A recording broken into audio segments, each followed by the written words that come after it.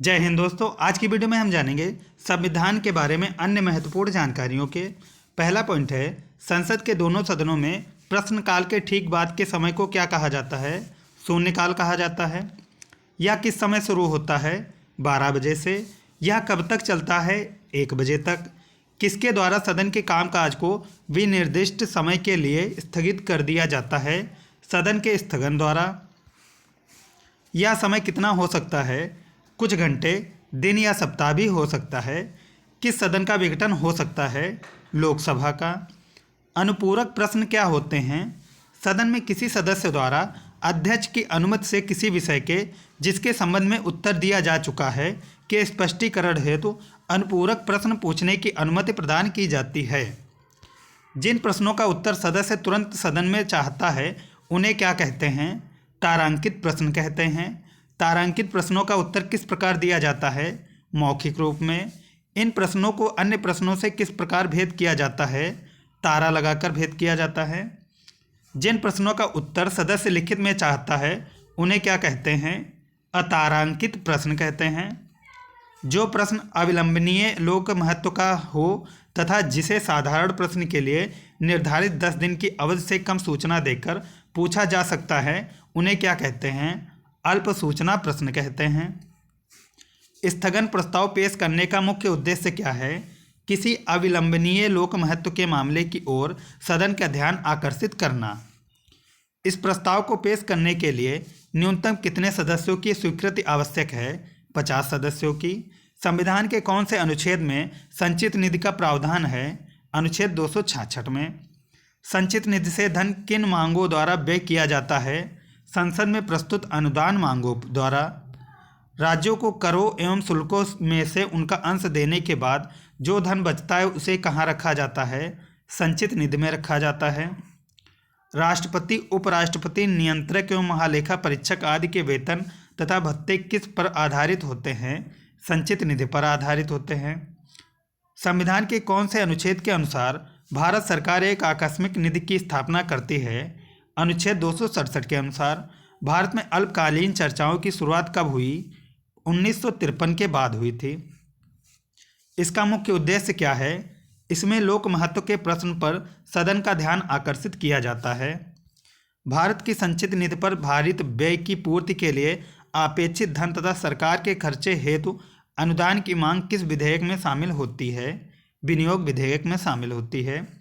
भारत की संचित निधियों में से धन किस विधेयक के अधीन निकाला जा सकता है? विनियोग विधेयक के। संविधान के कौन से अनुच्छेद में वित्त विधेयक को परिभाषित किया गया है? अनुच्छेद 112 में। सामान्यतः वित्त विधेयक किस विधेयक को कहते हैं जो राजस्व या व्यय से संबंधित होता है? वित्त विधेयक धन विधेयक है या नहीं, इसे प्रमाणित करने का अधिकार किसको है? लोकसभा अध्यक्ष को है।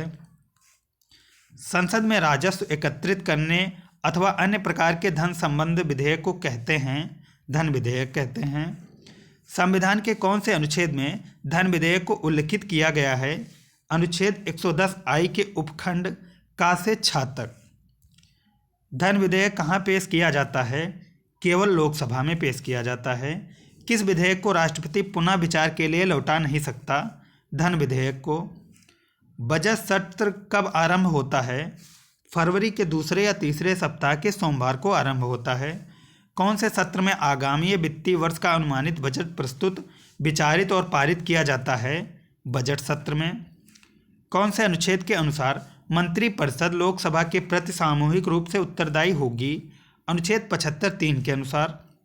सत्ता पक्ष द्वारा सदन की स्वीकृति के लिए प्रस्तुत अनुदान की मांगों में से किसी भी प्रकार की कटौती के लिए विपक्ष द्वारा रखे गए प्रस्ताव को क्या कहा जाता है? कटौती प्रस्ताव कहा जाता है।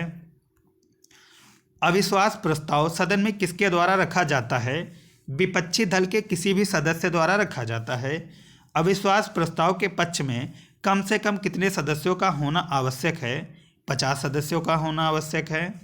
प्रस्ताव प्रस्तुत किए जाने के कितने दिनों के अंदर इस पर चर्चा होना आवश्यक है? 10 दिनों में। राष्ट्रपति के अभिभाषण पर धन्यवाद प्रस्ताव किस प्रकार का प्रस्ताव है? मूल प्रस्ताव है। जो प्रस्ताव मूल प्रस्ताव के स्थान पर और उसके विकल्प के रूप में पेश किए जाते हैं उन्हें क्या कहा जाता है? स्थानापन्न प्रस्ताव कहा जाता है। जो प्रस्ताव विभिन्न प्रकार के कार्यों की अगली कार्यवाही के लिए नियमित उपाय के रूप में पेश किए जाते हैं क्या कहलाता है? अनुषंगी प्रस्ताव कहलाता है। किसी विधेयक पर विचार करने के प्रस्ताव के संबंध में कौन सा प्रस्ताव पेश किया जाता है? प्रतिस्थापन प्रस्ताव पेश किया जाता है। मूल प्रस्ताव में संशोधन करने के लिए कौन सा प्रस्ताव पेश किया जाता है? संशोधन प्रस्ताव पेश किया जाता है। जिस प्रस्ताव को अध्यक्ष द्वारा स्वीकार या अस्वीकार किया जा सकता है लेकिन उस प्रस्ताव पर विचार विमर्श के लिए कोई समय नियत नहीं किया जाता, उसे क्या कहते हैं? अनियमित दिन वाले प्रस्ताव कहते हैं। अध्यादेश क्या होते हैं? राष्ट्रपति अथवा राज्यपाल संसद अथवा विधानमंडल के सत्रावसान की स्थिति में आवश्यक विषयों से संबंधित कार्यों का प्रख्यान करते हैं। मंत्रिपरिषद अथवा किसी एक मंत्री के विरुद्ध उसकी विफलता पर खेद अथवा रोष व्यक्त करने के लिए कौन सा प्रस्ताव पेश किया जाता है? निंदा प्रस्ताव। निंदा प्रस्ताव नियमानुसार है या नहीं इसका निर्णय कौन करता है? अध्यक्ष करते हैं। राष्ट्रपति के अभिभाषण के बाद संसद की कार्य मंत्रणा समिति की सिफारिश पर 3-4 दिनों पर किस प्रस्ताव पर चर्चा होती है? धन्यवाद प्रस्ताव पर। यह चर्चा किसके द्वारा आरंभ होती है? प्रस्तावक द्वारा। लोकसभा का समर्थन प्राप्त होने में संदेह की स्थिति में सरकार द्वारा लोकसभा में कौन सा प्रस्ताव लाया जाता है? विश्वास प्रस्ताव लाया जाता है। इस प्रस्ताव का उद्देश्य क्या सिद्ध करना होता है? सदन का बहुमत उसके साथ है। सदन में आगे के स्थान पर किसके लिए आरक्षित होते हैं? मंत्रियों, संसदीय सचिव तथा विरोधी दल के नेताओं के लिए आरक्षित होते हैं। पीछे बैठने वाले सदस्यों को क्या कहा जाता है? Back bencher. वह संसदीय प्रक्रिया जिसमें सभी मांगों को नियत तिथि तक ना निपटाई गई हो बिना चर्चा के ही मतदान के लिए रखा जाता है क्या कहलाती हैं? बुलेटिन कहलाती हैं। किसी राजनीतिक दल अथवा गुट के प्रमुख सदस्यों की बैठक को क्या कहा जाता है? काकस कहा जाता है। आम चुनाव में किसी राजनीतिक दल को स्पष्ट बहुमत न मिलने की स्थिति में किस प्रकार की संसद की रचना होती है? त्रिशंकु संसद की रचना होती है। कौन से नियम के अंतर्गत सदस्य अत्यावश्यक एवं अविलंबनीय विषय पर तुरंत अल्पकालिक चर्चा की मांग कर सकते हैं? नियम 193। यह नियम कब बनाया गया था? 1953 में। भारत में न्यायिक पुनरावलोकन की शक्ति किसे प्राप्त है? न्यायपालिका को प्राप्त है। न्यायिक पुनरावलोकन के अनुसार न्यायालयों को कौन सा अधिकार प्राप्त है?